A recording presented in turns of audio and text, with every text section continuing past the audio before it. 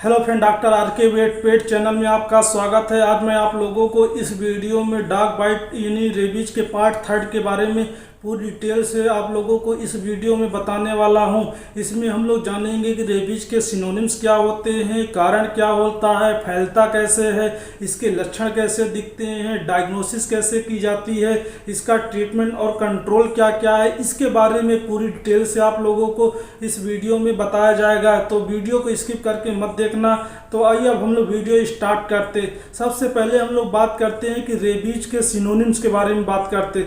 Rabies को हम लोग क्या हाइड्रोफोबिया डिजीज कहते हैं, इसको लाइजा डिजीज भी कहा जाता है, कहीं कहीं इसको मैड डिजीज भी कहते हैं। ये इसका सिनोनिम्स हो गया। अब हम लोग बात करते हैं इसके इंट्रोडक्शन के। तो ये रेबीज एक हाईली फैटल वायरल डिजीज होती है। ये किसी भी जानवर को हो सकती है या इंसानों में भी ये बीमारी होती है। ये इसका जो डिस्ट्रीब्यूशन होता है वर्ल्ड वाइड डिस्ट्रीब्यूशन होता है। जो इसकी फर्टिलिटी रेट होती है 100% फर्टिलिटी रेट होती है। ये इसका इंट्रोडक्शन हो गया। अब हम लोग इसके कारण के बारे में बात करते हैं कि रेबीज किसके कारण से होता है। तो रेबीज एक रेबिडोविरिडी मतलब वायरस की फैमिली होती है। इसमें एक लाइजा वायरस होता है, उसके कारण से ये डिजीज होती है। अब हम लोग बात करते हैं कि ये जो बीमारी होती है एक पशु से दूसरे पशु में फैलती कैसे है या इंसानों में कैसे फैलती है, इसके बारे में हम लोग जानते हैं। तो इसमें क्या होता है, जैसे कोई डॉग बाइट मतलब डॉग बाइट एनिमल है, किसी दूसरे हेल्दी एनिमल को काट लेता है। तो जब दूसरे हेल्दी एनिमल को काटता है तो जो उसकी सलाइवा होती है जो मतलब रेबीज से ग्रसित एनिमल है उसकी जो सलाइवा होती है हेल्दी एनिमल के कांटेक्ट में आने से उसके सलाइवा के थ्रू उसका इन्फेक्शन उसके शरीर में चला जाता है। या जैसे उसने खरोच दिया है तो उसके नेल से भी उसके मतलब जो स्किन होती है उसमें घाव पड़ जाता है, तो उसके वजह से भी ये डिजीजें फैलती है। ये इसका ट्रांसमिशन हो गया। अब हम लोग बात करते हैं कि इसमें आपको क्या क्या लक्षण देखने को मिलते हैं। तो रेबीज के वैसे 2 फॉर्म होते हैं, एक फ्यूरियस फॉर्म होता है, दूसरा डम्ब या पैरालिटिक फॉर्म होता है। तो हम लोग बात करते हैं फ्यूरियस फॉर्म में क्या होता है। फ्यूरियस फॉर्म में यदि गाय भैंस को मतलब जैसे किसी डॉग ने काट लिया है या मतलब वाइल्ड एनिमल ने काट लिया है, यदि उसको रेबीज है तो उसमें आप देखेंगे कि उसके शरीर का तापमान बढ़ जाता है, आपका जो एनिमल होता है खाना पानी छोड़ देता है। वो मतलब जैसे गाय भैंस है खूब तेज़ी से चिल्लाने लगेंगी, मतलब इधर उधर भागने लगेंगे। जो उनका बिहेवियर होता है वो बिल्कुल चेंज हो जाता है। किसी आदमी को देखते हैं तो मारने के लिए दौड़ने लगते हैं। तो इस प्रकार के आपको मतलब लक्षण फ्यूरियस फॉर्म में देखने को मिलते हैं। अब हम लोग बात करते हैं जैसे डॉग कैट है तो उसमें क्या होता है। डॉग कैट में क्या होता है कि जो डॉग होता है वो खूब जोर जोर से चिल्लाने लगेगा, किसी मतलब जानवर को देखेगा तो काटने के लिए दौड़ता है या आदमी को काटने के लिए दौड़ेगा।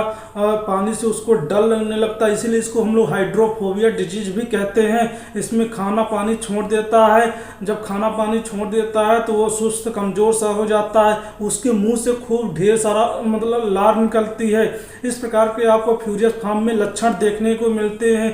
अब हम लोग इसके डम्ब फॉर्म के बारे में बात करते हैं। तो डम्ब फॉर्म में क्या होता है, जो गाय भैंस होती हैं उसके मतलब जो लैरिंग्स होती है, गाय भैंस हो गई, भेड़ बकरी या कुत्ता बिल्ली होती है, जो इनकी लैरिंग्स होती है यानी कि जो साउंड प्रोड्यूस करती है, वॉइस प्रोडक्शन जिसको बोलते हैं साउंड बॉक्स, तो वो पैरालिसिस हो जाता है। जब वो पैरालिसिस हो जाता है तो इनके मुंह से आवाज़ नहीं निकलती है, फेरेंस में पैरालिसिस हो जाती है, खाना पानी छोड़ देते हैं, बिल्कुल एकदम डिहाइड्रेटेड कंडीशन में चले जाती है।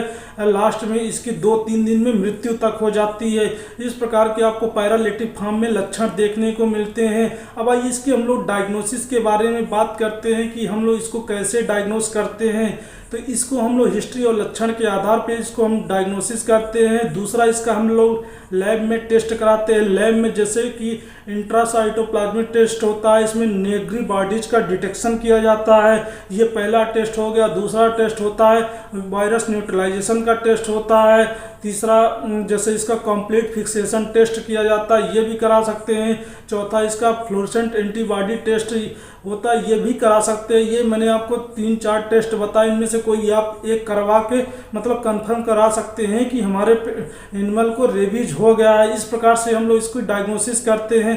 अब हम लोग इसके ट्रीटमेंट के बारे में बात करते हैं कि इसको हम लोग कैसे ट्रीटमेंट करते हैं। यदि शुरुआती स्टेज में जैसे किसी मतलब डॉग बाइट एनिमल ने किसी जानवर को काट लिया, तो हम लोग उस कंडीशन में इसका क्या मतलब इलाज कर सकते हैं और बचाव कैसे कर सकते हैं, तो इसके बारे में हम लोग जानते हैं। तो आपको क्या करना, जैसे कोई एनिमल मतलब डॉग बाइट का केस है, किसी जानवर को काट लिया, तो आपको क्या करना है, सबसे पहले फ्रेश पानी से उसको अच्छे से साफ करना है। जो मतलब डिटॉल साबुन आता है उसको, उससे मतलब उस घाव को अच्छे से आपको प्रॉपर्ली साफ कर लेना। ये आप जब साफ सफाई करते हैं तो आपको अपने हाथ में हैंड ग्लव्स मतलब ज़रूर पहनना है। ये आपको पहला काम करना है। फिर दूसरा, आप उसमें घाव सुखाने के लिए एंटीसेप्टिक सलूशन आता है, जैसे पोविडीन आयोडीन का सलूशन हो गया, या क्रीम आती लोरेक्जिन क्रीम, वो उस घाव के ऊपर आपको लगा देनी है। ये दूसरा आपको काम करना है। आपको इस चीज़ का ध्यान रखना, आपको उस घाव को बांधना नहीं है, यानी कि बैंडेज से बांधना नहीं, घाव को आपको ओपन ही छोड़ देना है। ये दूसरा काम करना है। तीसरा, आपको क्या करना है, एंटीबायोटिक्स लगवानी, यानी कि सिम्टोमेट्रिक ट्रीटमेंट देना है, जिससे कि घाव जल्दी से सूख जाए, उसको दर्द ना हो। मतलब खाना पीना कम खा रहा है तो खाना पीना खाने लगे, तो आपको पहले एंटीबायोटिक लगवानी है। एंटीबायोटिक में जैसे कि सेफ्ट्रैक्सोन की एंटीबायोटिक आती है, वो किसी भी जानवर को आप लगा सकते हैं। जो बड़ा पशु है उसको 20 ml इंट्रामेस्कुलर या इंट्रावीनस दोनों तरीके से दे सकते हैं। जो छोटा जानवर है जैसे भेड़ बकरी है तो उसको आप 5 ml इंट्रामेस्कुलर या इंट्रावीनस दे सकते हैं। जो डॉग है, डॉग कैट है, तो उस केस में आपको 3 ml इंट्रामेस्कुलर या इंट्रावीनस एनएस के साथ आपको दे देना है। ये आपको पहला इंजेक्शन देना है। दूसरा इंजेक्शन आपको जैसे बहुत ज़्यादा उसको तेज बुखार हो रहा है, दर्द हो रहा है, तो आप मेलॉक्सीकेम का इंजेक्शन दे सकते हैं। मेलॉक्सीकेम जो बड़े पशु होते हैं उसको आपको 15 ml इंट्रामेस्कुलर देना है। जो छोटे पशु होते हैं उसमें आपको 5 ml इंट्रामेस्कुलर देना है। जो डॉग होता है उसमें आपको 3 ml इंट्रामेस्कुलर देना है। कैट के केस में आपको मेलॉक्सीकेम ना दे के आप उसमें वेटालजिन का इंजेक्शन आता है, वो आप अपने कैट को देंगे 2-3 ml, वो ज़्यादा बेहतर रहेगा। इंट्रामेस्कुलर आप लगा सकते, ये दूसरा इंजेक्शन हो गया। तीसरा इंजेक्शन आप जैसे भूख बढ़ाने के लिए मल्टीविटामिन का इंजेक्शन दे सकते हैं, जिसमें कि vitamin B complex plus liver extract का जो कंटेंट होता है, जैसे कि बेलामिल का इंजेक्शन आता है। बेलामिल बड़े पशुओं में जो इसकी डोज होती है 10 ml इंट्रामेस्कुलर लगाया जाता है। जो छोटे पशु होते हैं उसमें हम लोग 5 ml इंट्रामेस्कुलर लगाते हैं। जब मतलब डॉग कैट की बात आती है तो इसमें हम लोग पॉलीबियन का इंजेक्शन देते हैं। पॉलीबियन का इंजेक्शन जैसे D5 हो गया, DNS के साथ हो गया, NS के साथ हो गया, इसके साथ हम लोग इसको स्लो IV देते हैं। ये मतलब चौथा इंजेक्शन हो गया। पांचवा इंजेक्शन जैसे कि आप मतलब एबिल का इंजेक्शन लगा सकते हैं। एबिल का इंजेक्शन जो बड़े पशु होते हैं उसमें 10 ml इंट्रामेस्कुलर देते हैं। जो छोटे पशु होते हैं उसमें 5 ml इंट्रामेस्कुलर दिया जाता है। जैसे पेट्स में होता है, पेट्स में आप पेंटाप का इंजेक्शन दे सकते हैं, 40 mg कंसंट्रेशन होता है, उसको आप IV NS या DNS के साथ जो आप फ्लूइड थेरेपी दे रहे हैं उसके साथ आपको दे देना है। ये इंजेक्टेबल हो गया। अब हम लोग बात करते हैं इसके कंट्रोल के बारे में। तो कंट्रोल में आपको क्या करना है, आपको पहली बात तो सबसे बड़ी बात यह है कि आपको वैक्सीन जरूर लगानी है। इसका सिर्फ एक यही इलाज है कि जिस दिन डॉग आपको काटता है 24 घंटे के अंदर अंदर रेबीज की वैक्सीन आपको जरूर लगवानी है। इसका मतलब 1 महीने का कोर्स होता है। जिस दिन डॉग काटता है उसको पहले डेज काउंट करते हैं, यानी कि 0 डेज काउंट करते हैं। इसका जो डोज मतलब डेज होता है 0 डेज हो गया, 3rd डेज हो गया, 7 डेज हो गया, 14 डेज हो गया, 28 डेज हो गया, 19 डेज हो गया। इस मतलब ये जो डेज मैं आपको बताया, इस डेट को आपको अपने रजिस्टर्ड वेटनरी डॉक्टर से इंजेक्शन सबकट आपको लगवाने हैं। ये वैक्सीन करना है। फिर दूसरा, अपने डॉग को मतलब जो जहां आप उसको बांधते हैं प्रॉपर्ली आपको हाइजीनिक मेंटेन करना है। इस प्रकार से आपका उसका रख रखाव करना है। ये मेरा वीडियो पार्ट 3rd था। अगर आपको अच्छा लगा हो तो प्लीज़ लाइक शेयर कमेंट जरूर करें। वीडियो देखने के लिए थैंक यू।